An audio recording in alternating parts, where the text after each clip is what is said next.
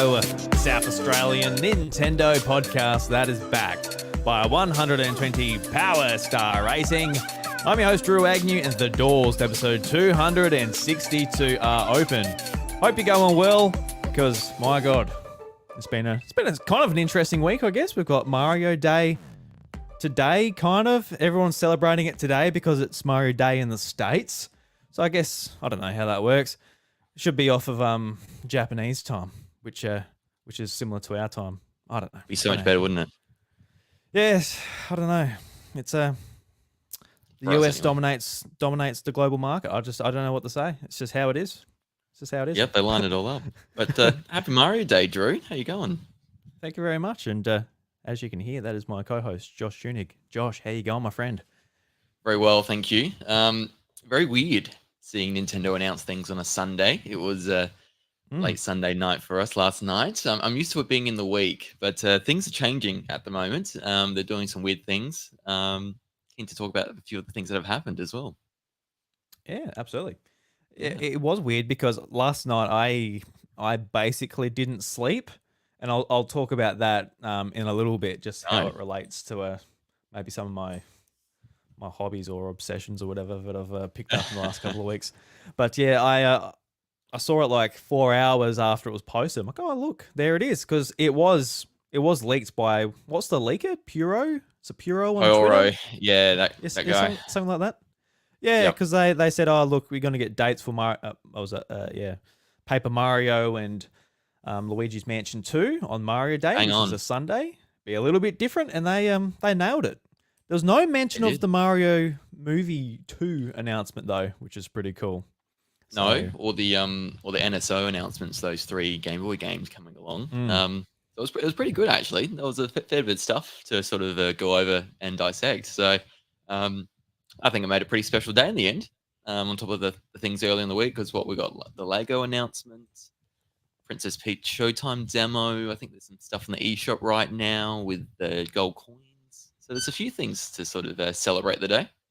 It's becoming a thing. Yeah, I like it. I like a nice little marketing beat that we can, I guess, rely on every year. Just a bit like Pokemon, where I feel like Pokemon, they feel like they've got to say something, but usually they've got just like a little bit of stuff to talk about, not too much. They just sort of reiterate stuff, but do what you got to do. Do these big companies, do what you got to do. But it's going to be fun because this is a different time that we're used to recording. What are we recording at? Like 2:45 in the afternoon. It's a public holiday here, so we thought we would record a little bit earlier, which is great. And we've got Robbie Bobby Miller in the chat, which is probably, I dare say, he is in bed when we're live on youtube.com/iDruby. But today he was able to make it. Hey, so Robbie Bobby Miller. Really appreciate his support for the show and everything that he does. So if you want to be like him, check us out on youtube.com/iDruby if you want to see our silly faces. I don't know if you want to see him. You want to see Josh's. You want to see his moustache, actually. Just do that. Coming out a treat. Yeah, and then watch last week's episode, because the power went out at my house and it came back instantly, but that booted me from the episode, which I thought was pretty funny, because we were about like 2 to 5 minutes away from finishing, weren't we? Something like that. Yeah, we're like right on the cusp. So by the time you cut out, I'm like, oh well, I was going to wrap it up anyway. Did you go back and see what I did at the end? I was just sort of like, I haven't yet. No, I should. I didn't know what to do. I'm like, oh well. I guess that's it, everyone. Josh just decided just to leave. Yep. I just had enough. I just yank the internet cable and see you later. But thank you for letting us record early, because I was an idiot. Public holiday did not click that we do it Mondays. But I booked a movie session with Michaela. We're watching June 2 tonight. So nice. Yeah. I'm keen for it. Very keen for it, because I watched the first one the other day. Had no idea it was a book series from the 60s. And 10 minutes in, I'm thinking, hang on. Chosen one on a desert planet. Emperors being mentioned, Imperial, all these keywords going around. I'm like, what's going on? Is this a pseudo Star Wars kind of film? But to find out that it's heavily inspired George Lucas to write the Star Wars movies, and create them. It's pretty weird. It's very cool. So I have enjoyed it from that point of view. So keen to watch the second one tonight. Have you seen them? Yeah, I haven't. No, I need to watch the first one. And everyone's talking about it, so feels like a no-brainer, really. Mm, it does it well. It's sort of like the first movie definitely sets things up. So I feel like it doesn't have like the massive sort of obstacle to overcome in a story, like a beginning, middle, and end, but it sort of connects things and sets things up well. And I think it pays off apparently in this second movie. So I'm very keen for it. Yeah, nice. Yeah, are you going just with Michaela, or are you going with like a group of friends or something like that? Yeah, just us two. Yeah, so we'll get some dinner somewhere and then go from there. Bit of a date night. night. Look out. Yeah. Jumbo popcorn. Eggman in the chap there. Yeah. Yeah. You what's your go-to snacks when you go to the cinema? I cannot watch a movie without having popcorn. I love nice salty buttered popcorn. I can't go past it. And if you have that with like a large Coke, because it makes you so thirsty, so you need a beverage. Then like a packet of Maltesers to rotate through as well. Yeah, I reckon that's the go.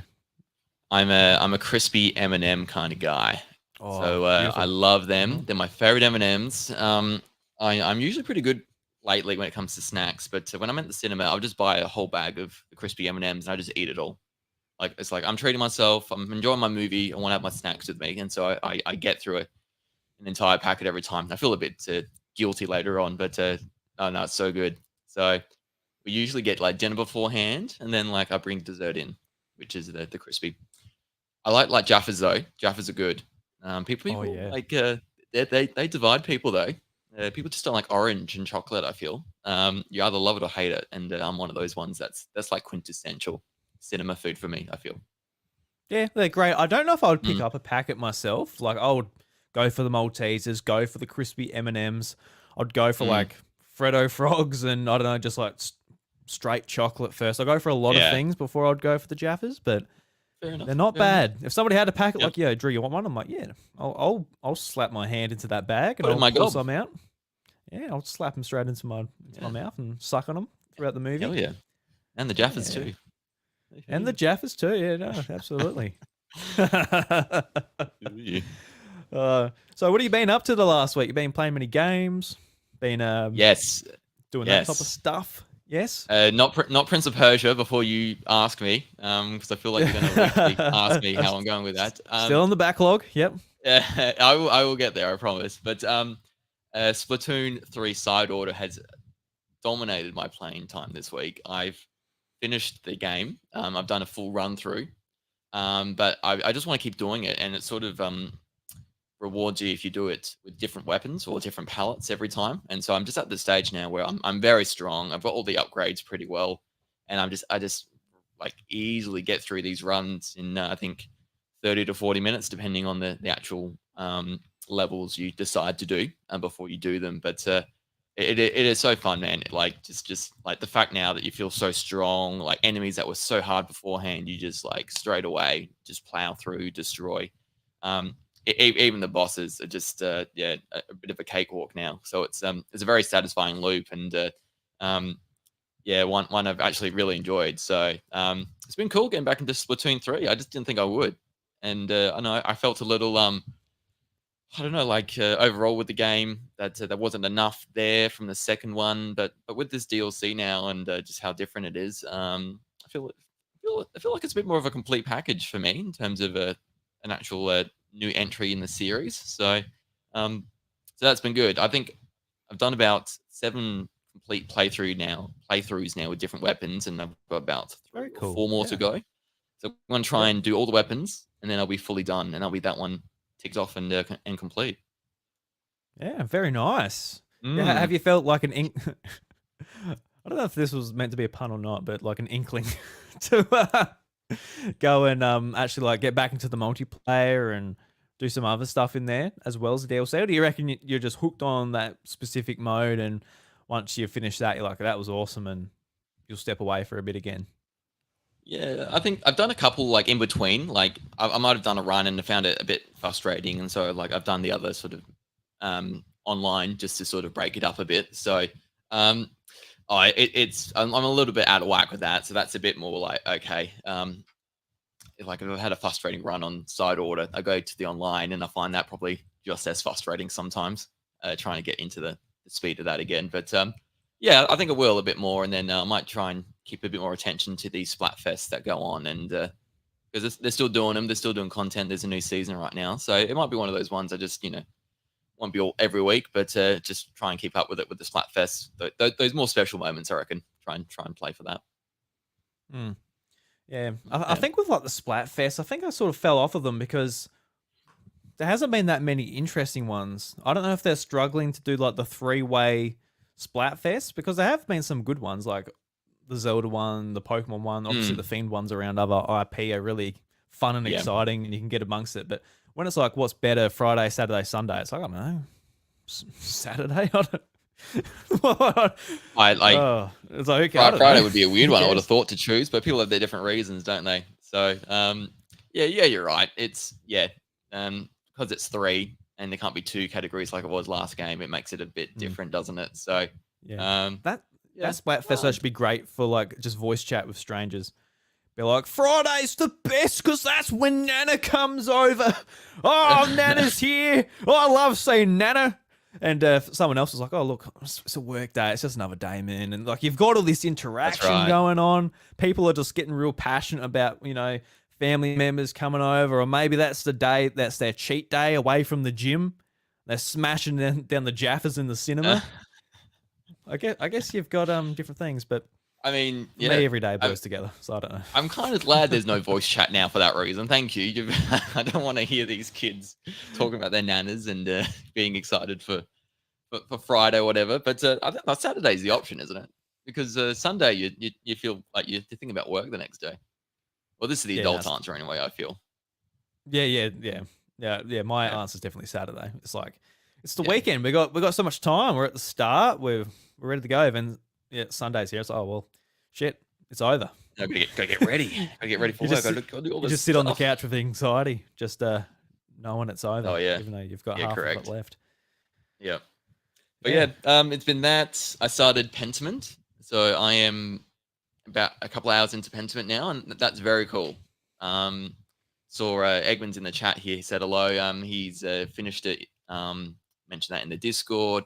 A few others have mentioned it as well, and so yeah, thought I'd buy it, give it a go. Just really cool so far. It's a Xbox Game Studio, one of the 2 games that they brought from from Xbox. No longer exclusive now on the Switch, and so set in ye old times, and you're this character, and you get to sort of do a bit of a backstory in terms of your education, your history, your interests, a bit of a visual novel, and you get to sort of interact with these characters and make decisions and choices. And only a couple of hours in, but there's been lots of moments where it's I've made a decision on some dialogue or like chosen a direction to go, and there's been a little prompt saying this will be remembered, things like that. So, all right, I feel like it's early days, but my outcome's going to be quite unique, maybe compared to other people's. I don't quite know actually, but it's very cool, and it's got me intrigued to explore around, and I'm definitely not sort of doing the main story and just sticking to that. I'm talking to other people and experiencing the whole thing. So that's been a great one, and I think just from the look of it and the couple of hours I played, it's a perfect fit for the Switch. I feel just that kind of cozy kind of read at your own pace and enjoy the story, take it all in experience. Yeah, definitely. You pick it up like a book almost and just sort of play through it. I checked out Pentiment when it came out, just like videos and stuff. I can't quite remember though. Do you actually like walk around a map and interact with people, or are you just like sort of making decisions and reading as things go along, or are you actually like moving around? You do move around, and then and so there is a map. Like you open your own book, and you like it looks like you fold pages out, like an actual paper map, things like that. But yeah, there is both. So you're moving around, you're interacting, making those decisions. I mean, it's quite linear where you can go. It's not like it's open world or anything like that. It's Yeah, but gives you that different dynamic. Yeah, yeah. No, I'm keen to play it, but not So yet. much else to play. Yeah, there's so much else. What have you been Yeah. playing though? What's been on your radar? Yeah, so I haven't been playing much. Sort of this weekend we went up to Adelaide for a funeral, so that's sort of I didn't even bring my Switch. I know that I wasn't even gonna be able to No. play anything, so Yep. didn't have any game consoles on me, and that's a bit of a rarity for me. Usually I'm like, oh, I'm chucking the Switch, and especially like with the 3DS, I'm like, yeah, chucking the 3DS, might want to play that too. And now with like the Steam Deck and that too, one of them might get chucked in. But yeah, nothing got chucked in the bag. I was very light on my travels this weekend. But apart from that as well, I've since it's been sort of a bit more of a somber, sadder week really with everything that's happened. Just in the family, one of Chantel's grandparents passed away, which was sad. So Yeah. I found some stress relief or some like just chilling out, just going through like the Wii games I bought, and I'm just going through getting all the stickers off and getting rid of all the stickiness and all that. I just went through and sat down and did that, listening to a podcast, and it was fun. But I'm also noticing that this little thing that I've gone on, there's no end to my satisfaction, and this is something The that I itch is think still there, isn't it? You buy 15 games and it's still going, and you're like, just got to keep yeah, going. I think that this is something probably why another reason why I got away from this. It's a similar reason why I got away from achievements and trophies on PlayStation.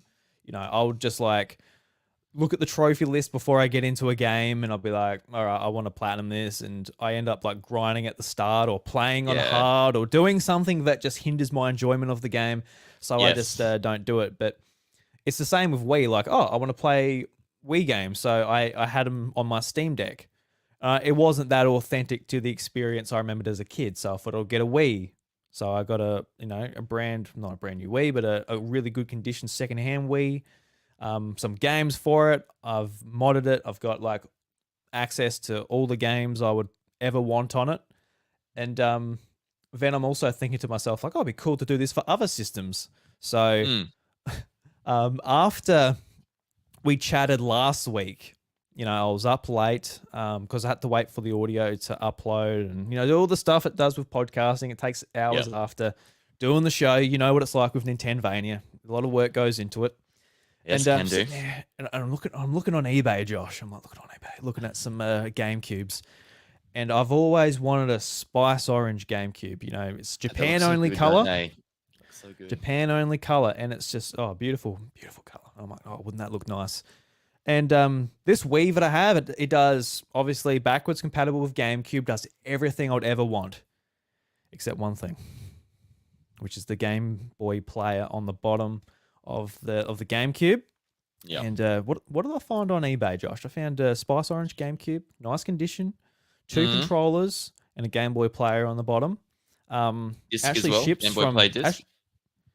no, I'll get to that though. Okay. So I saw it. Oh, that's a good condition one, and like with the Game Boy Player and all that, it ships from Adelaide, so it's not like ridiculous shipping from the States or anything like that. So that was free shipping, as it should be, because it was pretty expensive.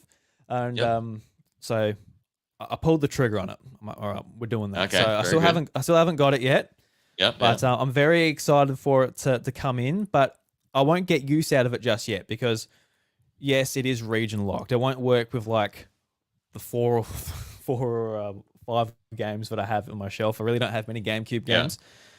So I'm going to mod that system. I'm going to it's not even out yet. I've joined the Discord just to keep up with the updates, but it's called Flippy Drive.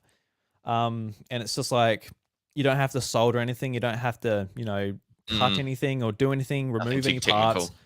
Yeah, you just have to take the cover off, undo some screws, take the cover off, and you slip in like some ribbon bands into where the optical drive reads, and then you put the optical drive back on, you do some screws, a little chip goes in, bam, even I can do that. It's not out yet. I've been looking at it a little bit though, so when that comes out, I'll pick up one of them and I'll put that into the GameCube, and that will allow me to like run any game I want from the States, region free. and also the Game Boy Player disc as well, which Okay. allow me to use that. Because I actually have a GameCube with a disc, like a Game Boy player. It's a black one. It's got an indigo Game Boy player at the bottom, but it has no disc, and it's annoyed me for years and years. But I've sort of opted not to collect GameCube games because it's just ridiculous. It's no fun how expensive they are. It's just every game's like 150 or up to 500 or $1,000, like depending on. You're going to do it 5 years ago. Now it's a bit pricey.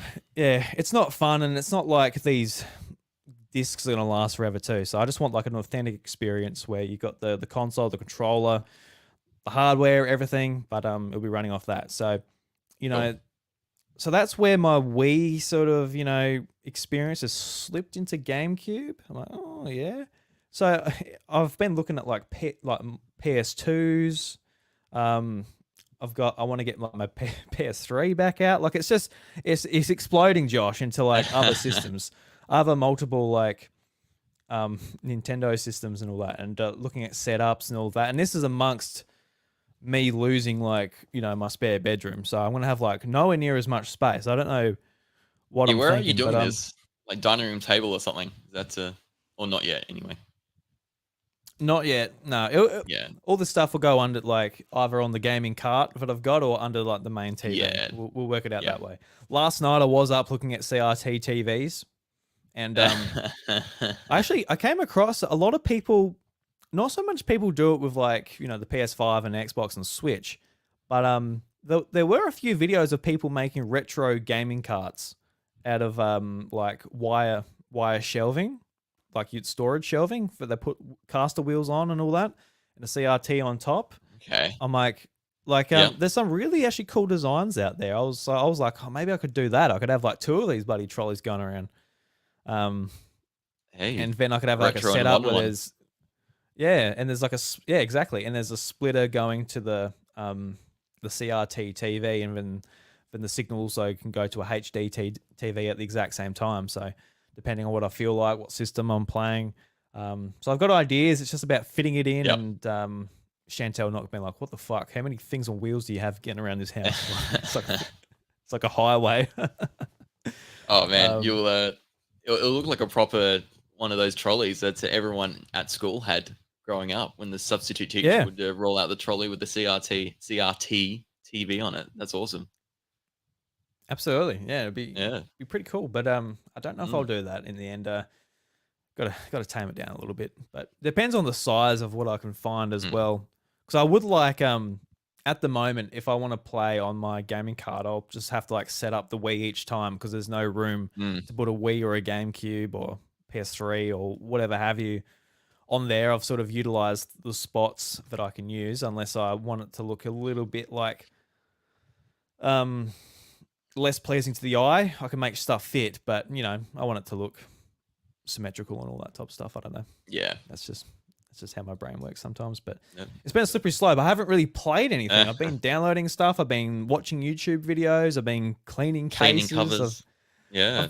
I've been doing everything but playing games. I think the last time I played a game was like when Mario vs Donkey Kong came out. I played it that night, but I don't know if I've played it since. I took a whole heap of games with me on the cruise when I went on holiday, and I didn't end up touching the Switch, and I haven't touched anything when I got home either. It's I've been a naughty gamer. I've been a fake gamer, Josh. I've just been just rubbing my game cases like a genie, but definitely need to get back into it. They'll buy the stuff and not necessarily play it, but go and experience some of them, and some new ones, some old ones, go back to it, and then hopefully the nostalgia's still there, or it is a completely different experience for you when you go back to it. But what's one game that you really want to play that you bought? Pikmin 1 on GameCube. Cool. Really want to play that. Yeah. And 007 GoldenEye. Really want to play that on Wii. Go back to like the Smash Brothers games. It's been a long time since I played Brawl. It's actually kind of cool because now I've got the Wii like set up properly. I've got I've actually got instant access to the first Smash Brothers, Melee, and Brawl. Like I haven't had them out for a long time. The only one I've really had access to on my TV has been Ultimate, because like I haven't necessarily been going back to the Wii U and all of that either. So Yeah. It'll be cool. I actually did play a bit of Smash Brothers on Virtual Console. I gave it a test when I installed it just to see if it worked, and I played a round of classic mode, went through as Mario, and I'm like, oh, like it's not quite as snappy as what I'm used to with yes, more modern Smash Brothers games. Yep. It takes you like go back to it, and it's not quite the same. Yep. Yeah. So then I'm keen just to chill out and play with them. But it's been a lot of downloading. nice. So I've got to download the games one at a time and rip them from the disc one at a time. So it's just like a little bit time consuming. I think I just want it all set up before I, get into it, if you know what I mean. But yep. Setting up is taking a long time, but I'm almost there. Takes a while. Yeah. Almost there. I'll have over 100 games on the SD card just ready to go. So that'd be fun. Yeah, nice. That'll be good. You'll enjoy that. And I'll make you happy. I'll play Pikmin finally. Be so good, man. You'll love it. You'll love it. It's so short. You can just smash it out. I hope so, Josh. Yeah, that's been my addiction, and I do recognize it's becoming a bit of a problem. Just not just looking around Facebook Marketplace and eBay more than actually playing games. Yeah, it's like, oh, that's why I didn't do this. It's a personality problem. That's why. Slave. Yeah. Oh no. Anyway, that's all right. You'll enjoy it. You keep going until you get to a point where you're like, yeah, I've had my time, and that's it. If you got too many, you just start selling them again or something. True. Yeah. Maybe it's when physical. I sell them, you don't. That's right. Oh, it's a whole new world. I can just yeah, that's right. Actually sell it instead of just uninstall it. Yep. Actually hold some value. You can flip some games. Nintendo games usually go up. Make some money. Yeah, they can get broken. You can lose them. You can. Toddler can rip them in half and just take all their value away. They can rot. Yeah, look, it's great. No, I'm joking. So yeah, that's what I've been up to. But do you want to jump into the Mario Day sort of news that happened late last night that we alluded to earlier? Heck yeah, let's do it. Yeah. So we got a confirmation for a Mario Brothers movie 2 coming out the 3rd of April 2026.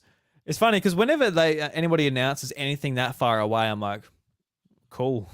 Like you may as well you may as well not tell me at this point. Like I get it. You've got shareholders, you got all this stuff that's you got to get excited about the potential of another $1 billion. I get it, Miyamoto. Don't worry about it. I know you got to feed your family somehow. God forbid. I'm sure you're really struggling. But obviously this is kind of non-news, but at the same time, we've got a sort of a timeline of when it's going to happen. Another couple of years. Yeah. So I'll be in the cinema. I'll be there watching it again. I love the first movie. I've probably after the 50th time I've watched the movie, I probably like it more than I did like the first time. I think it grew on me more and more, and I loved it the first time. But I'm keen to see where it all goes. But obviously, you're excited for a new Mario Brothers movie. Oh, sure. I mean, we got told it's a new Super Mario Bros. Movie, and then that triggered me because whenever you add new in front of Super Mario Bros. Now, I just keep thinking of the 2D platform. It's like, no, don't go down that route. What are you talking about? But yeah, like this is obviously the first one sold very well. It's been very successful. Everyone's watching it. Your household's watched it at least 30 times, I reckon. So you guys are helping pump up the numbers and make Miyamoto very, very happy. So yeah, like whether this is Super Mario Brothers 2 or Donkey Kong movie or Luigi's Mansion, I've heard people talk about, whatever it is. Well, we saw that something at the end of the first film that sort of might indicate what type of sequel we're going to get. This was always going to happen, wasn't it? It's it's done very well. They're going to make another one. I think it's pretty good. So it'll be about 3 years since the first one's going to had come out by that stage. 2 years from now, and so I can't wait. I can't wait for more of the same and whatever route they go. If they're going to have Daisy and it's going to be like Super Mario Land, we see her in that game, and is it going to I've heard something about the deserts, rumored or talked about potentially. I don't know. So there could be a whole bunch of things they delve into, and new enemies and characters and things. And no, I can't wait. Should be very good.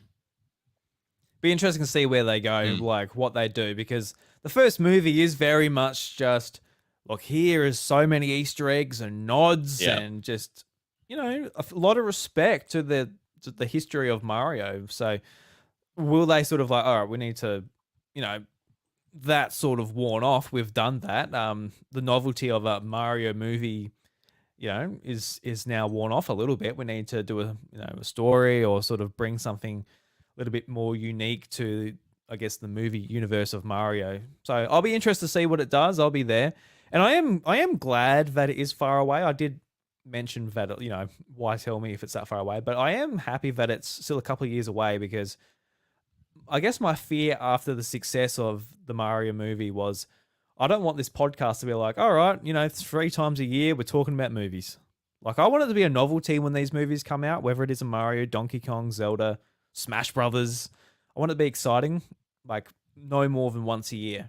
I want it to be like a thing where it's like, oh, I can't wait for the Zelda movie in 2025 or 2027, whenever that's coming out. But once a year, I don't need the whole Marvel thing where it's every month, every couple of months, there's a movie and you need to watch the movie beforehand to know what's happening. So that was my sort of fear when everyone's like sort of gushing about a Super Smash Brothers movie. It's like, that sounds cool in theory, but I don't know if we really want that. We're sort of, I think Marvel alone has sort of just saturated the market, let alone everybody else doing the same thing where it's all just some continuous thing. I think surely they're cognizant of that. And I think for Nintendo, it's been firstly about dipping their toes in the water, hasn't it? And just to see what this one's like, their partnership with Illumination, ensuring that it all goes well. And they're so careful with their IP and wanting to make sure it is done the way they want. They're very controlling when it comes to their IP. And so, I'm with you. I don't think we'll even get to a yearly install of a new movie in this Nintendo cinematic universe, if that ever happens. But every couple of years, a new Nintendo film or a Mario film or whatever, we'll get a Zelda one eventually, won't we? And so that'll be great. I think let's keep it special. You think you make a good point, because I don't know a lot of people now keeping up with all the stuff with Marvel. It's been 17 years of all the movies, and now it's Disney Plus with all the TV shows and all the series. It is very hard to keep up. So I don't think they would do anything like that, and I think I'm pretty happy about that. Yeah, like with the Marvel stuff, like I think the Marvel movies are great, but I was like behind on a few, and like when an Avengers movie comes out, you catch up on a couple.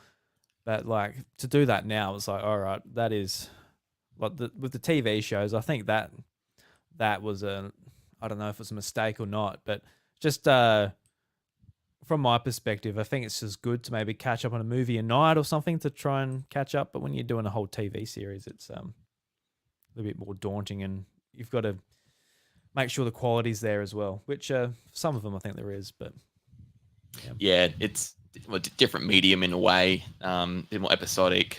And then if it's a bad movie, it's just 2 hours, isn't it? You just get through it. Whereas if it's a bad TV show and you're episode 2 out of a 10-part series, I think it makes it a bit hard for some people to want to continue on. And so that makes it hard. Because Chantal and I, we started watching She-Hulk on Disney Plus, and I can't say it didn't entertain me. It was fine, but I don't know, if I need to watch that. Like, I don't watch that much TV as it is. Like, it's either YouTube or playing games for me for the most part. So, is She-Hulk gonna draw my attention? I don't know. Did for a couple of episodes. It was quite different. I thought. Yeah. You watched it? Yeah. We didn't mind that one. I think they just stopped after the one series. I think they've confirmed it won't be coming back. So, I don't know. The MCU is very weird right now, with how it all links together. And I think COVID's had a big impact in things lining up the way they wanted to, and obviously all the big actors leaving, the characters dying the same now. So, yeah. And Kang, I think the actor, got into trouble for some things, and so like it's just not working the way they want right now. So they got a bit of a cleaning up to do if they want to make it really work by the time the new Avengers comes out. Yeah, I didn't mean to go on this much of a tangent for the Marvel movies, but it would have been great just to end it where it should have ended at the end of Endgame. Was it Endgame or If they sort of just wrapped it up there, that would have been a great spot. Then bring it back in 5 years and make a big thing about it, and I would be excited about it again after a break. And these superheroes have reforged to take down some big bad guy. I don't know, but yeah, it is what it is. I wouldn't leave billions of dollars on the table either if I was them. So what are you going to do? In the Mario presentation as well for Mario Day, we got release dates for Paper Mario: The Thousand Year Door and Luigi's Mansion 2. So Paper Mario: The Thousand Year Door will be coming out the 22nd of May, which is cool. I was actually kind of expecting it like maybe a little bit earlier in April. I was expecting it to be an April game, just to sort of lock in straight after Princess Peach Showtime this month. Because I don't think there's an April game. No, there isn't. I don't think there is. Endless Ocean early May, and then Thousand Year Door later in May. I think it's the 23rd of May. Also, we're in a weird phase now because these releases have always been on a Friday, and Endless Ocean was announced as a Thursday game, and these two are Thursday as well. And so Nintendo's done an actual tactical shift to bring it forward a day instead of the Friday, a Thursday now. So I'm really interested to see. They really are going back to the Wii days because they used to come out Thursdays. So throughout the entire Switch, I've always known it to be a Friday, anything Nintendo published. And so they must be trying something. This might be in the lead up to the next console, Switch 2 or something. But for some reason, they think Thursday might be the best way to go forward. So I don't mind it. I just I always like Friday because it's the end of the week. You get your new game, and then that's like your weekend sorted from Friday night onwards. So do you reckon it was that Splatoon Splatfest that decided things? Like, what do you prefer, Friday, Saturday, Sunday? I know that first day's not even in there, but there might have been some data being like, hey, look, Thursday's the day. I don't know. Thursday's the day. But I remember, I think it was Thursdays back in the Wii days when games come out. I can't remember. That is just off the top of my noggin, just trying to think back. But I remember it being Thursdays for whatever reason. I would have to double check that. But I prefer Fridays because if it comes out Thursday, it's like I either can't play it or play it not that much or whatever it is, you know what I mean? Like, you pick it up Friday the day it comes out after work or in the morning, play a little bit or something. I don't know. I feel like for me, Fridays just works better. And same for kids and all that in school. But it'll be interesting to see if they stick with it or whether it's just these games in particular for whatever reason. It is strange. Yeah, I don't know. It's just going to lead to more sickies for people on Friday. And they have their game already. Don't need to go to work the next day. Just call in sick and enjoy your game. Longer weekend. Don't know. It's I would like to know if anyone has any idea. Like, please let us know. I'm just curious why you would change it because I think Friday. I agree with you, Drew. I think it's the perfect day to release a game. Yeah, I saw Daniel from Vooks sort of tweeting about it a little bit, being like, just it's all these like small things, like when you've been playing Nintendo or a certain publisher or platform for years, just like a little tiny change, like what? I know, like what? I freaked out last time. 7 years I've been playing it on Fridays. I know. You're gonna make me goddamn Thursday now. Thursday? Oh, I gotta cancel dinner parties. I gotta tell Mum I won't be there to see her at hospital. Oh, I've got all these playing Endless Ocean Luminous on a Thursday is ludicrous. What sort of concept is that? God. Jeez, World Wars going on. There's all sorts of stuff going on. But Nintendo, Jesus Christ, you have shaken me. But out of these two games, you're looking forward to any? I haven't played Thousand Year Door, so I'm really excited for that. I don't want to buy it for 150 on GameCube, so I won't. Yes. I'll get a nice shiny version, which is great. I've been wanting this game to be remastered for years, and isn't it crazy that since it came out on GameCube, We've never, ever, ever, ever, ever, ever, ever, ever had the option to give them money for this game since it was a physical release. There's obviously no virtual console for GameCube. There's no re-release on Wii U. There was no play control or whatever for the GameCube GameCube games on Wii. Yeah. Switch. There was no. This is it. 20 years later, or however long it's been. It's been about 20 years, hasn't it? It came out 2004, or was it a bit later? 04, I believe. Yeah, so it took 20 years. I'm keen for both. I've played through most of the games, but I hadn't finished either, and so this will be my reason to finish it properly. Those two games, and so it's just another one of the GameCube games that Nintendo, like you said, because they haven't done Virtual Console, they haven't really sold these games on their eShops. They get to sort of remaster them because they're good games and they look really nice, and just with a little bit of extra like coat of paint, they look pretty snazzy. And so this is just the next one they're doing. I think I'm more keen for Paper Mario Thousand Year Door. I think just to sort of get more people exposed to that, and this is the one that people out of the series, this is the best one a lot of people talk about. So getting everyone to play it and experience it, and the more traditional RPG that people love in this series, getting that out there a bit more, I think it's an awesome thing. So not long now, late May. I was thinking after Endless Ocean's announcement in May that this would be a June or even later. I was thinking June, but late May's cool. And then what Luigi's mentioned too in June. So we pretty much know Nintendo's first half right now, and that's it. It's pretty crazy. So there'll have to be something there'll have to be a direct in June, because at that second half of the year there's nothing. Yeah, this is their slate. We know everything that's been announced and when it's coming out now. So that's cool. Yeah. Luigi's Mansion 2. I don't know. It just feels a little bit weird after you got Luigi's Mansion 3. It's a beautiful game. It's a step up from Luigi's Mansion 2 and obviously the GameCube original. It's a little bit strange that it's not touched up to the point where Thousand Year Door is, and it is like graphically nowhere near Luigi's Mansion 3, and it's like the same price. It always sort of frustrates me a little bit where you can like make parallels between certain games for prices and the amount of work or whatever gone into them, but it is what it is, I guess. So I'm not really that interested in it. Like if I want to play Luigi's Mansion 2, I'd probably honestly prefer to play it on 3DS for actually the 3D, because the 3D just works so well in that game. Like you go into every room, it's like a little diorama, and it's just so fun to look around and interact with things. And when like the ghosts are flying around, it looks excellent. It's one of like the best uses for 3D on that platform. Whether you like 3D or not, even if you only turn it on for like a minute and go, that was cool, turn it off again. Yeah, which is what I do. But there's like a select few games where you try to keep it on, where it is like Luigi's Mansion 2, Mario 3D Land. What else? The main two. Zelda's all right, but yeah.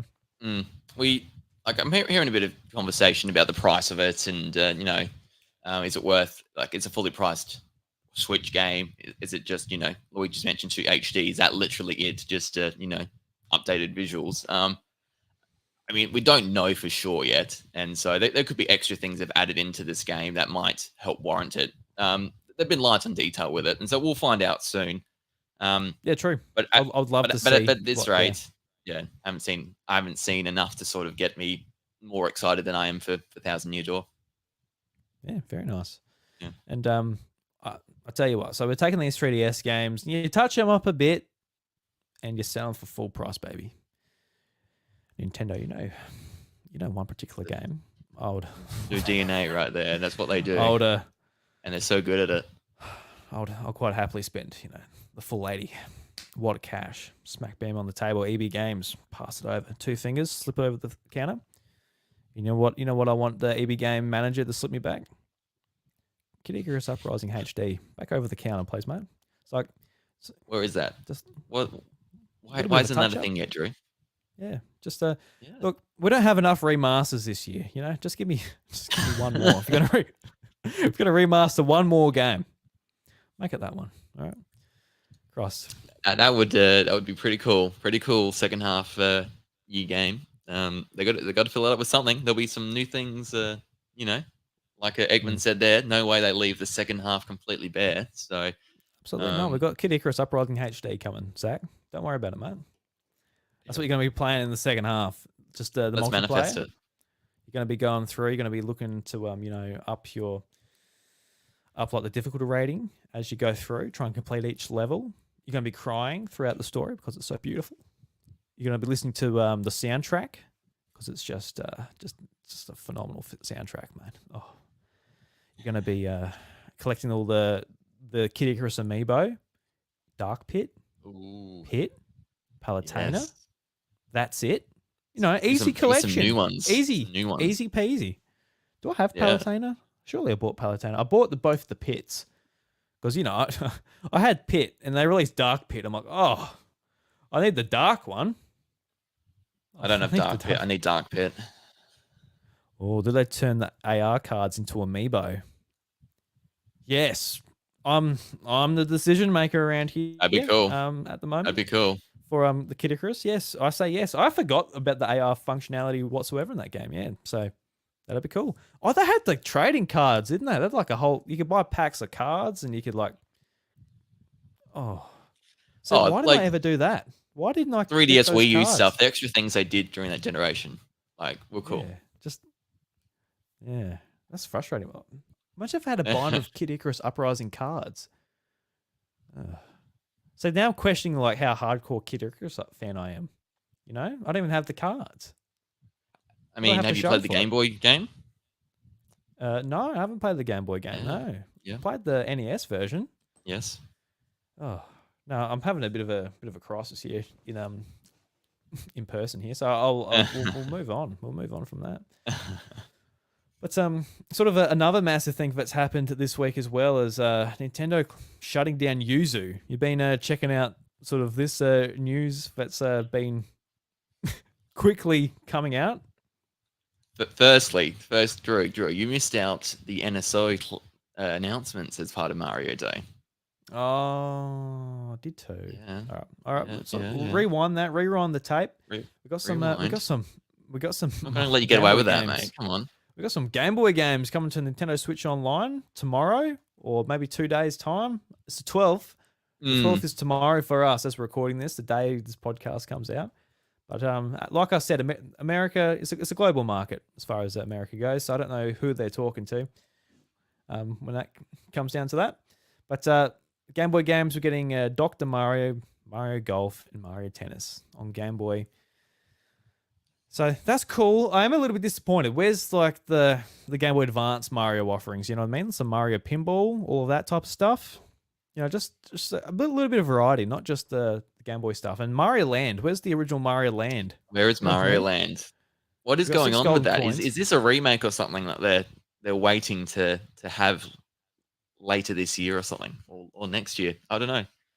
Because when you think of Mario Day and something that's not on the Game Boy's NSO lineup, you got Mario Land 2, obviously, but not the first one. So makes you wonder. Makes me wonder anyway. Yeah, my sort of guess for that is just like the second one's just so much better. So it's like I don't even worry about the first one. But the first one still has like a nostalgic, place in a lot of people's hearts, and I feel like that one was based on the original Mario Brothers, like just how it felt. Like they fit that game, just how it felt onto a Game Boy, which was really impressive. But what they did with the second game was just like blow it out of the water and make it, closer to what you expect from like Mario World in some ways, just with the sprites and how they look, which is kind of mind blowing if you think about it, especially in the time. But you interested in checking any of these out? I'd like to give them a go. Mario Golf, Mario Tennis, Dr. Mario. That's a great pick up and play game. But we do have other versions of Dr. Mario, so it's not that important necessarily. But I'll probably play Dr. Mario for 10 minutes and then go to the other versions that are already on NSO. Dr. Mario 64 is probably the one for me to go to because I think this one's got 3. And obviously, it's a Game Boy game, not a Game Boy Color game. It's different shades of the monotone colors to really, and I think one of them's like a dotted kind of option. So maybe a little harder to see and play through. But give that one a little go. But I'm more excited for Mario Golf and Tennis because these sports games on the home consoles, they're just sports games and you sort of master that game. But this is a bit of an RPG sort of flip on the actual genre, and that I've always heard about them, and just keen to check out what Camelot did for these handheld entries. And so a bit of a sports game with some RPG mechanics, sign me up. So I think dig into Mario Golf and yeah, see how I go. It'd be good. Yeah, I'm in the same boat. I think think another reason why I might be a little bit disappointed is just like Mario Tennis on Game Boy Advance. Everybody just praises that game. It's like one of the best in the series with like the RPG elements and all of that. And that's kind of the one I want to play. I want to play the Game Boy Advance Mario Tennis. So I'm like, you're gonna hold off, are you then? No, I won't hold off. No, of course I'll play it. Cool. But yeah, it's kind of like I don't know, just Game Boy Advance games in general. I just whenever I see like an update and there's no Game Boy Advance games, I'm like, dude, we've got like 12 Game Boy Advance games, man. It's been so long.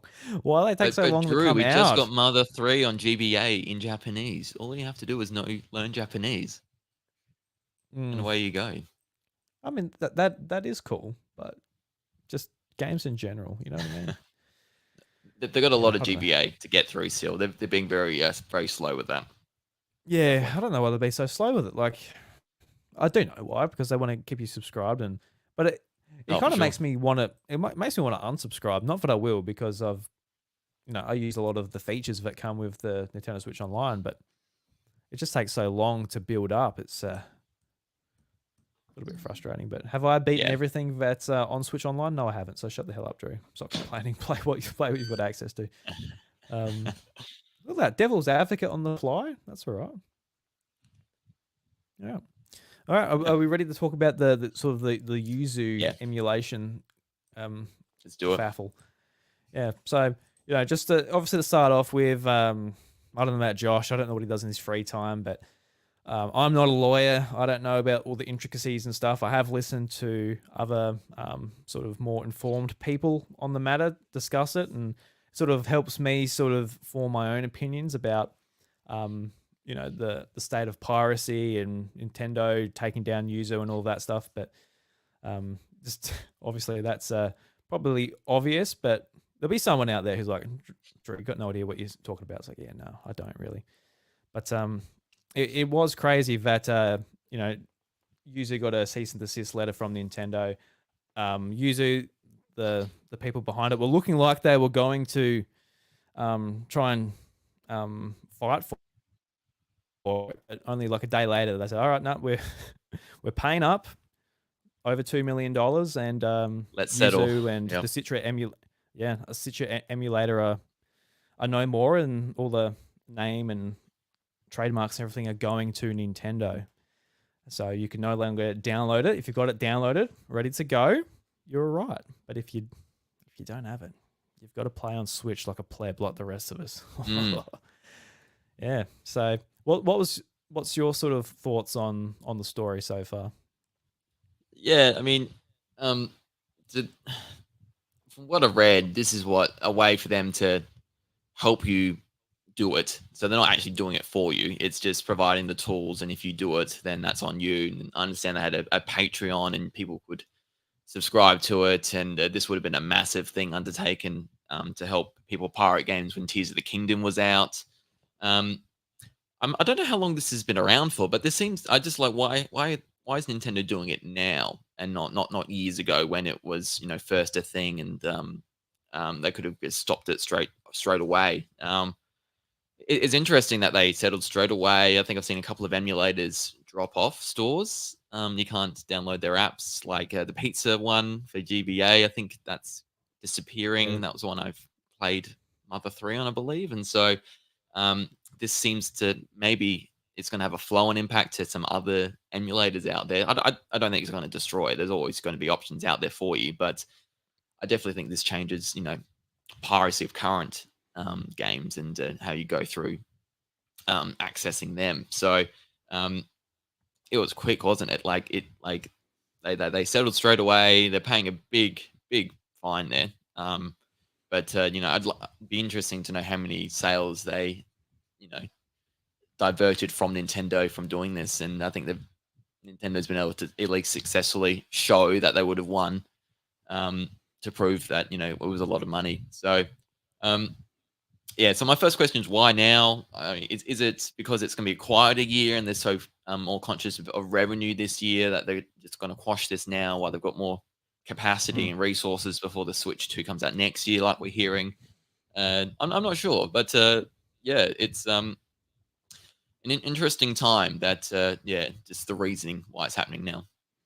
Yeah. Well, the answer was Zelda because last year Tears of the Kingdom it leaked early and it was downloaded over 1 million times um, Yeah, online before the game even come out, and that along with like the creators of Yuzu having a Patreon making over $30,000 a month, sort of gave them the reasoning to be like, we're going to make a fucking example out of these guys, not only because of our less lost revenue and quite frankly just fucking them over with yeah, with their biggest game they've ever made, the most expensive game, no doubt, that they've ever made.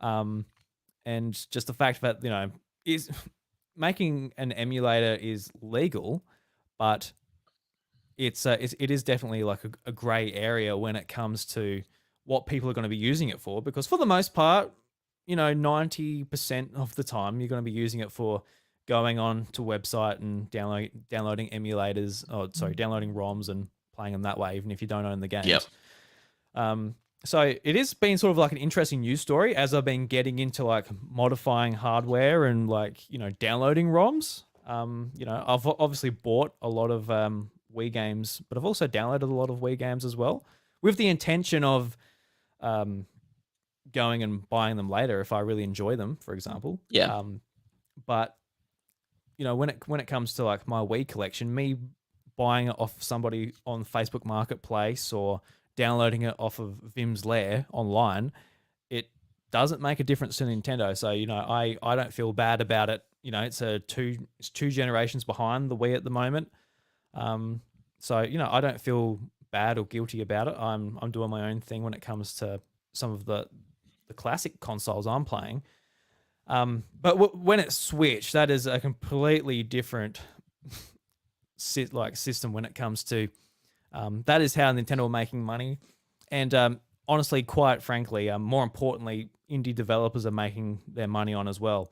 And they're going to be the ones that are targeted a lot more because their games take less resources to run, so they can run on like the Android emulator, for example, yeah, without any like as much overheads as like a Mario Odyssey or a Mario Kart would take. And in some ways, I'm kind of happy that Yuzu has been taken down, just for the fact that I think piracy of modern games is a bad thing. It's a bad thing for the industry. If everybody pirated Tears of the Kingdom and we didn't see a Zelda game like that ever again, that would be a bad thing, as well as for sure. other Nintendo games. But I guess the sort of what concerns me a little bit is about like in 5 years' time, in 10 years' time, where the Switch they're all old. We don't want to play them anymore because it's hard to find a good condition one if you didn't keep yours in good condition.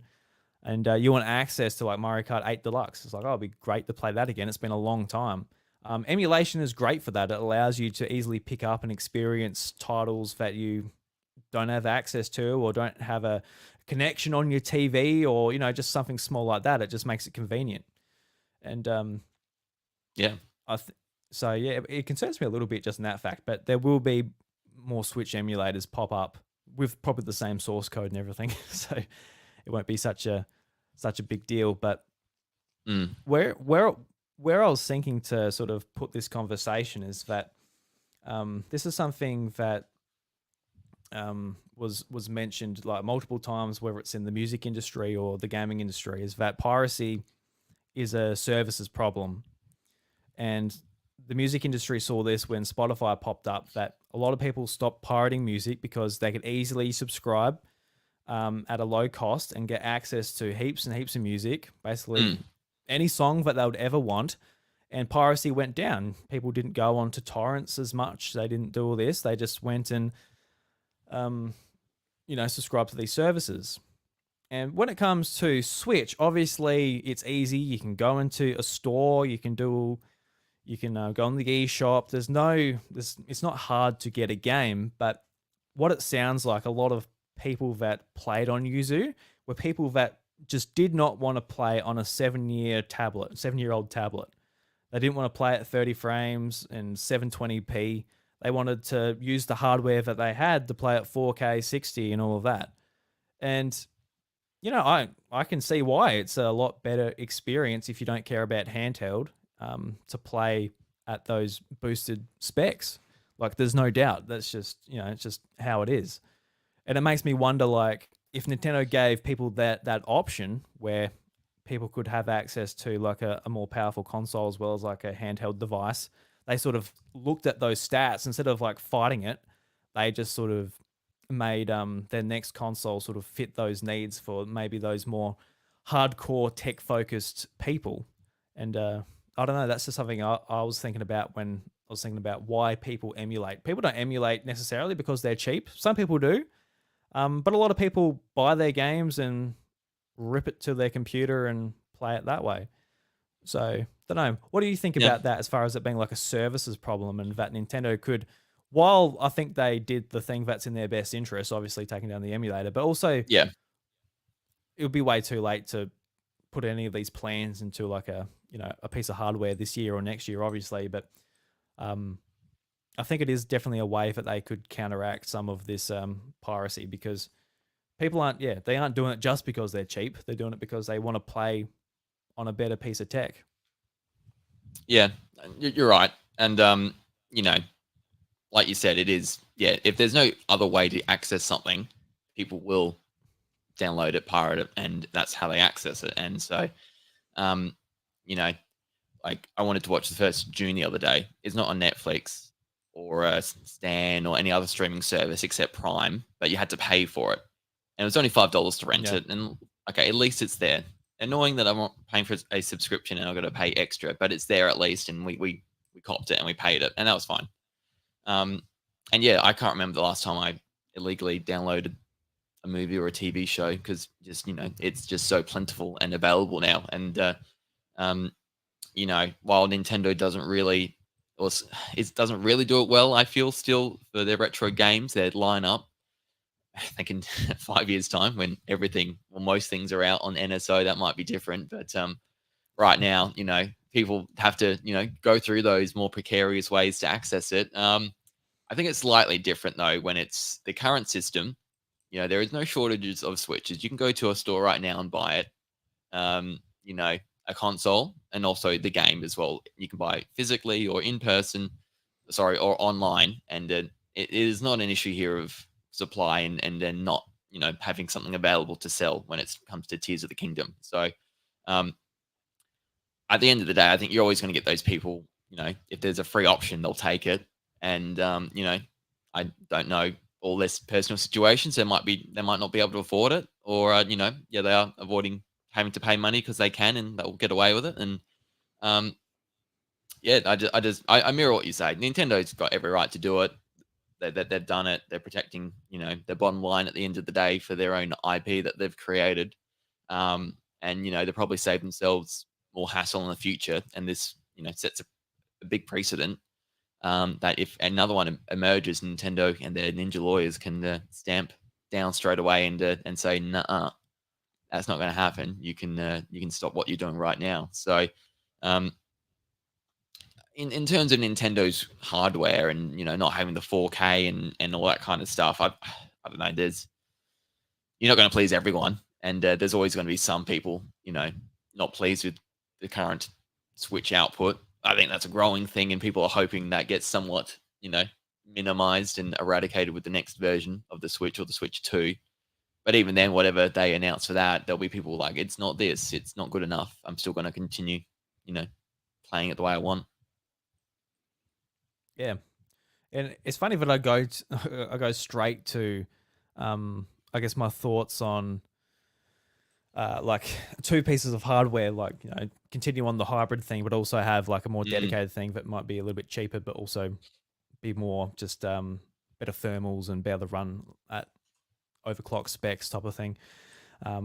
But I think probably actually more logical place to go, especially after like the news over the last month of Xbox and PlayStation really focusing on the PC market, was Nintendo bringing games to PC because obviously they don't need to, but there is a hunger for their games on PC. There's no doubt people are going out of their way to do it, and it would be fascinating to see like an approach like what PlayStation is doing, say when we're into the next generation of Nintendo and Tears of the Kingdom is in like the rear vision mirror as like, oh, that was a great game, all of that stuff, and then one day it gets announced that it's coming to Steam, for example, and then like all those people can have access to it.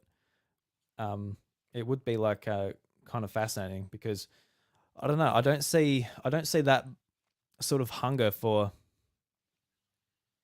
I guess, like even PlayStation games on PC, like you see hunger for Nintendo games on PC. I get it's just the big audience for Nintendo games in general, I guess. But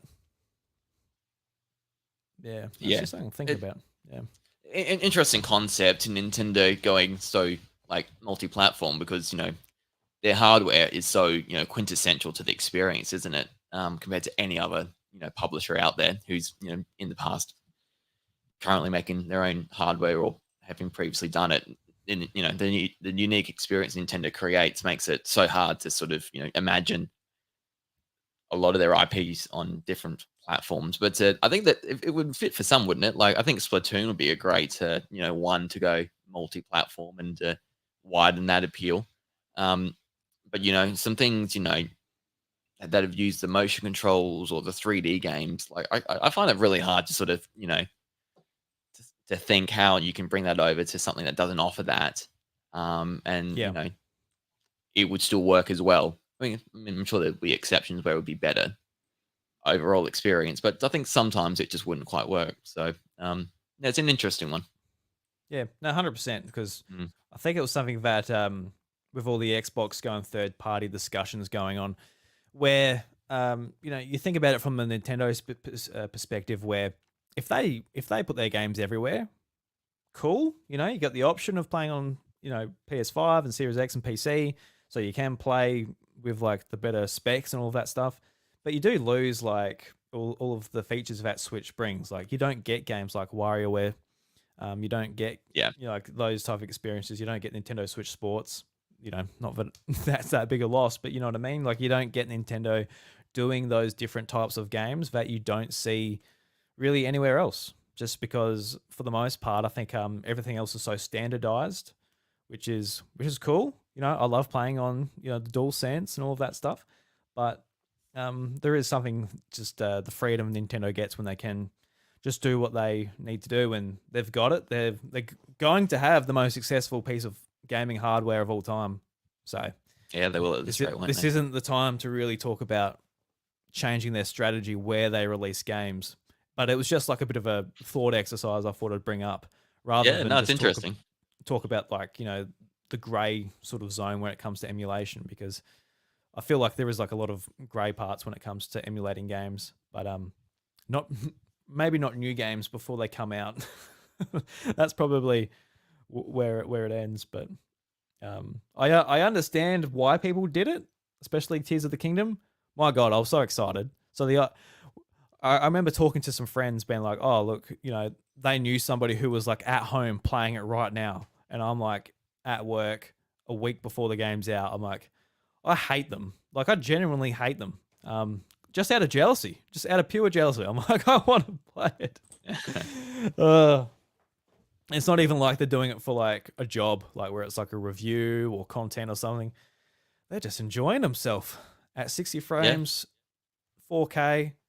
Sat back, or actually not sat back, hunched over, just mouse and keyboard, just grunt and groaning. They can barely breathe because that's how PC gamers play games. Don't know. With Dorito dust on their fingers as they're typing. Yeah, that's the mindset I get in whenever I play. I don't know. I don't play anything on PC. I tried to. I really did try, but You did. I, You don't- did. I don't But want to sit here. no, we've got Eggman in the chat here making a couple of points. How he calls it a triple whammy of having to pay for NSO, paying the high recommended retail price for Switch games, and then owning the Switch as well makes it hard for his friends to sort of play online with those games. So there you Yes. go. So it's when you think online, you don't really think Switch, do you? There's other consoles that do it better. So it's those examples where it's a bit harder to make the sell, and like Helldivers he's mentioned being PC and PlayStation as well. I think he said has helped that one launch pretty Yeah. well. Well, I do think online when I think Switch, but immediately afterwards I get a cold shiver. I'm like, oh, just like, oh, I don't know. Yeah, I think it'll get back better. to Maybe. I think back to what it was though. Switch is online systems like amazing compared to what we came from. It really is. I keep thinking of Splatoon 3 when that first came out and all the issues with that, and Super Mario Maker 2. That was horrible. Like I tried it once, it was horrible, and I've never tried it again. I thought that was so bad. So it's I don't know, good and bad. Yeah, you're just like you're trying to play this 2D platformer, and it's just like lagging. And you're like, I'm paying for this. I'm paying for the service. I am actually paying for the right to play with friends. The money's not going Like to this. upgrading the quality of the online experience. That's for sure. Yeah, That is for bloody sure. Just play Mario Kart 8 Deluxe online, nothing else online on Switch, and you'll be right. You won't know. Honestly, Just be like, oh, look, it's fine. It works. Cool. Like that's all you need. And you can just be naive about it there.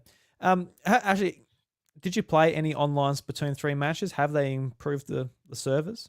Is that something? It was fine. Yeah, I didn't notice anything wrong. Yeah, cool, when I did do them. Well, that's something. Yeah, that's something.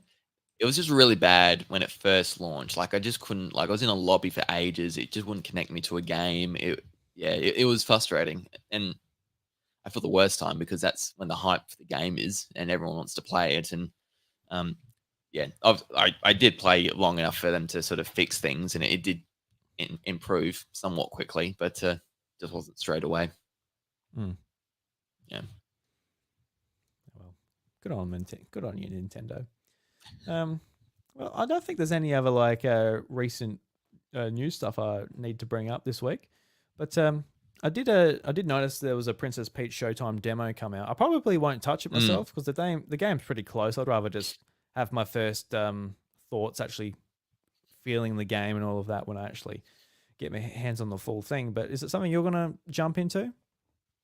Yeah, I've played the demo, so I've experienced it. I played through the first level, and I was a bit concerned actually. I thought it was a bit boring that level. But thankfully, the second one sort of helped to quash a bit of my concerns. So, I think it's just going to be one of those games. You're doing multiple levels, and you're a different Peach character, and you'll have those different games and game mechanics, and you'll go through the game that way. So, I just found the first level particularly boring. So, but the second one's better. So, I'm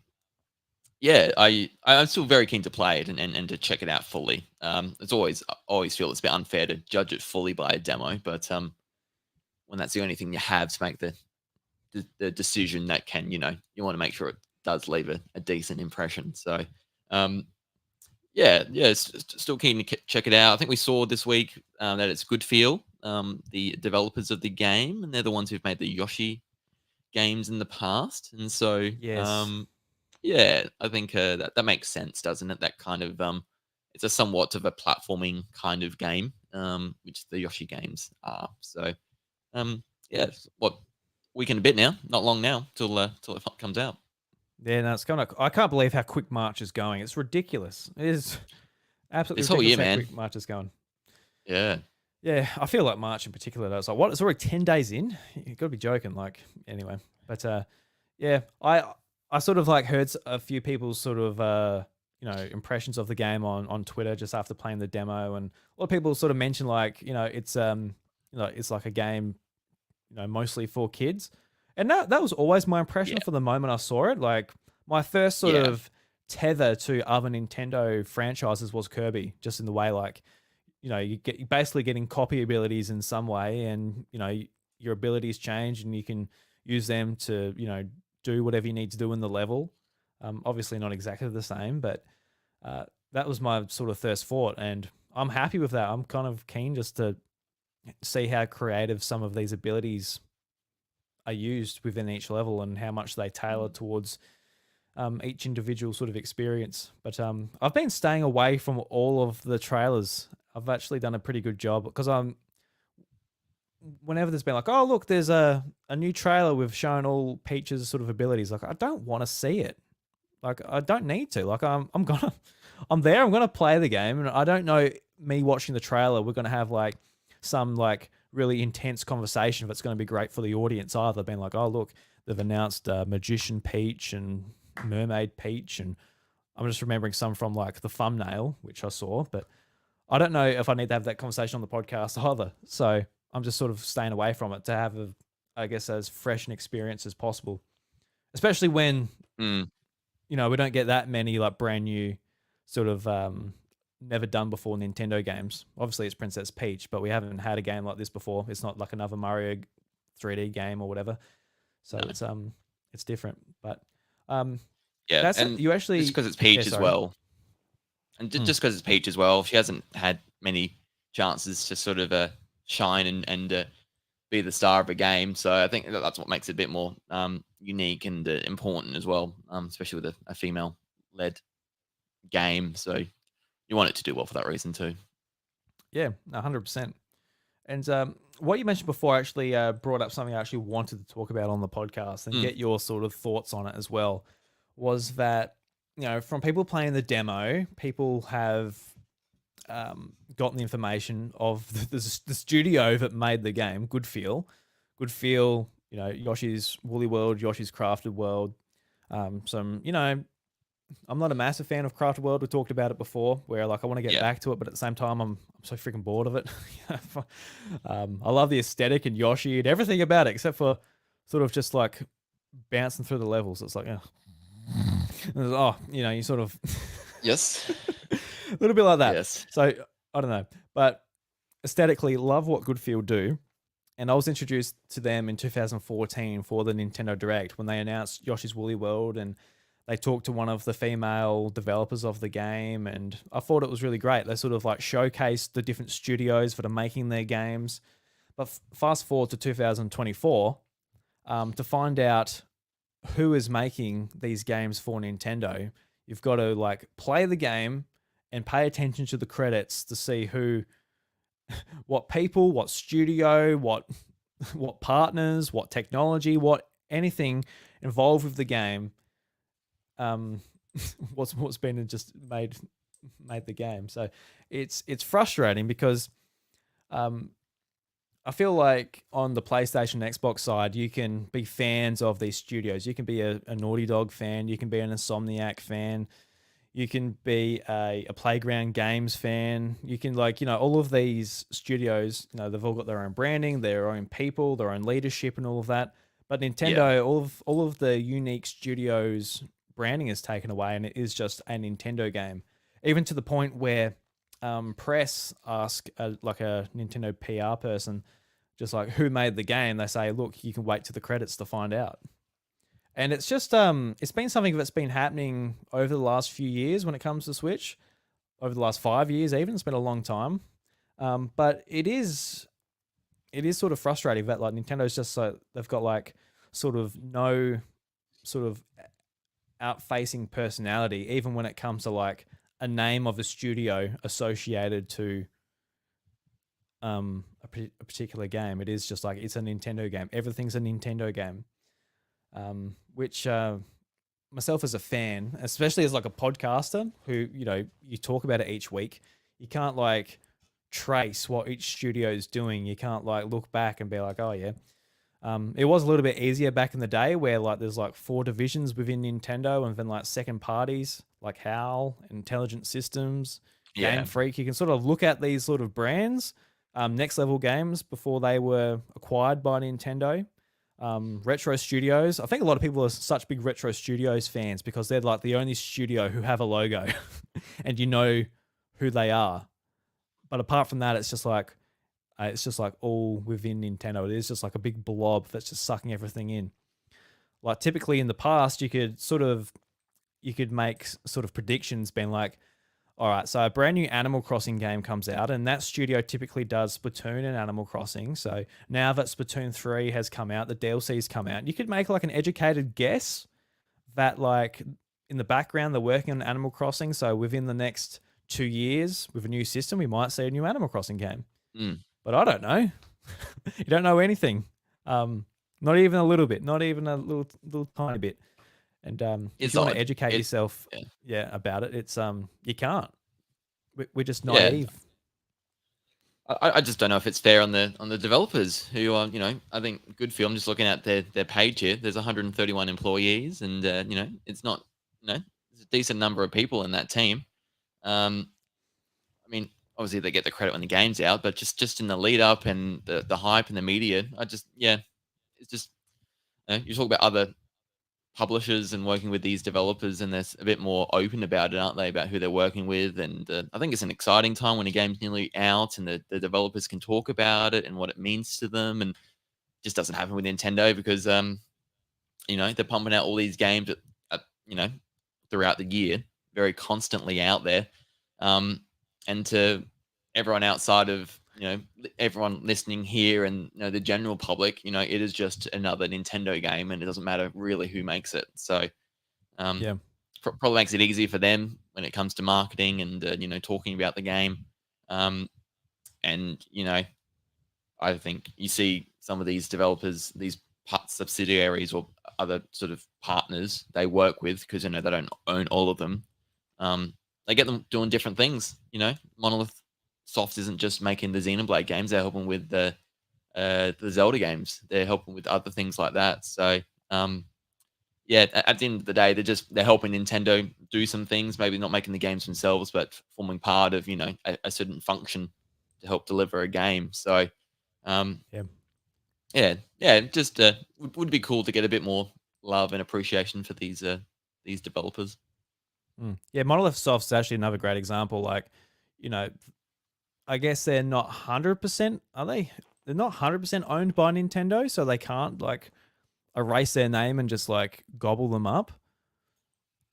I can't quite subsidiary. I don't know if it's a wholly owned one. It's probably a partial. No, yeah, I remember they bought like a bunch of their shares years ago. I can't quite remember, but that's like they own, I think 97%. It says here, I think on their Wikipedia, with Bandai Namco and okay, yeah. Oh, sorry, that was someone else owning the rest, maybe. So it's effectively. I think Bandai Namco did have them before, but sorry, they used recall. to. Yeah, that was my mistake there. Yep. Yeah, because they published the Xenogear games and all of that stuff. Yeah. Beforehand, but I don't know, just something that frustrates me like a little tiny bit, doesn't it? I guess it doesn't affect the games at the end of the day, but when it's just like when you're a fan of PlayStation and that too, there's like a whole culture around like all of the studios, and there's individual fans for all the studios, and all the studios have like the lead designer and all of that. They're pretty out in the open when it comes to like the marketing and all of that. So I don't know, it's just it's fun. Like when it's a state of play, you see all of the you see an inside look at the development team, and they're talking about the game, and it's a bit more intimate and close.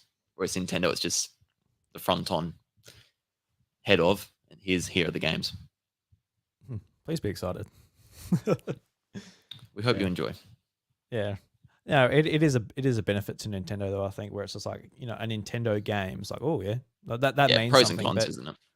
But when you say like a PlayStation game or an Xbox game, it doesn't mean the same thing. Like it doesn't. It's like, oh yeah. But if you say like a Naughty Dog game or an Insomniac game, that's right. You're like, oh, that's when you get excited. So I don't know. Yeah. Pros and cons, but just gamer thoughts, Just gamer thoughts. Just gamer things. Just gamer things. Yeah. Well, I think we've been recording for an hour and a half, Josh. Is there anything else you'd like to touch on before we lock the doors? No, I am enjoying everything this year. I think still, yeah, just been reflecting on the games and how much fun I've been having still with 2024. Maybe not as good as last year, but it's been great. Some great games. Like things like the Pentiment, other things out there still to try out. So there's a lot going on still. So yeah, just yeah, I just had a thought the other day. Just take the step back and like it's still pretty good, isn't it? There's still some good stuff out there and stuff to look forward to. Yeah, there's a lot. I've got to pick up Yeah. Final Fantasy Rebirth. I've had the pre-order down for like 10 days, so I think they might put it back on the shelf. Yeah, like what's the gets to its stage, doesn't it? When you have to redeem it, otherwise they're just like you're just taking up shelf space and need to use it for someone else. Maybe don't know how that works. I can't get down there, man. I haven't been able to get there. I'm sorry, EB Game staff. It's just how it is. It's just how it is. No. Well, Josh, thank you very much for joining me on the House of Mario this week, and everybody as well. Thank you very much for listening to the House of Mario episode 262. And it's been great on the live chat as well at youtube.com/iDruby. Had a nice amount of people come through. Look, you actually a lot of people during the day. In. Yeah, while people are awake. It's crazy. That's interesting. Thanks everyone for commenting and interacting. It's been awesome. Yeah, really appreciate it. Foolish Fuji, Egmont, who else we got in the chat? Robbie Bobby Miller, Super Nintendad. Appreciate you. Thank you very much. We're reading your comments even if we couldn't stitch it into the conversation itself. But until next time, guys, the doors to the House of Mario, they're closed. Bye-bye now. Bye, guys. Chicka wow wow.